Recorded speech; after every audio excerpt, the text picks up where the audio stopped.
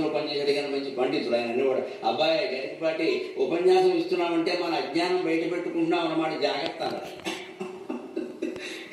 అందరూ ఏదో ఒకటి పట్టుకుని ఆక్షేపిస్తారయ్యా, ఎందుకని మాట్లాడు, నీకు వాక్శక్తి ఉంది పర్వాలేదు, కానీ ప్రతిదీ నిజమే అనుకోకు.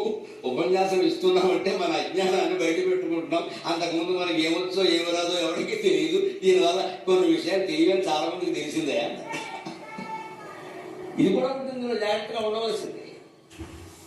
ఆ మౌనం, ఆదిముని వ్యాసుడు ఎక్కువ భాగం మౌనంగా ఉండేవాడు, అడిగితేనే మాట్లాడేవాడు. మన ఇళ్లలో కార్యాలయాల్లో ఆ మౌనాన్ని అవలంబించి మన పనేదో మనం చేస్తే చాలా వరకు ఆరోగ్యంగా ప్రశాంతంగా ఉంటాం. పరాశరాత్మజుడు, పరాశరుడు మహత్తరమైన మహర్షి, 10,000 ఏళ్ళు విష్ణువు గురించి తపస్సు చేసిన మహర్షి. ఆయన మనస్సు పడవ నడుపుకునే అమ్మాయిని చూసి ఎందుకు చరించిందండి? ఇది ఒక ధర్మ సూక్ష్మం.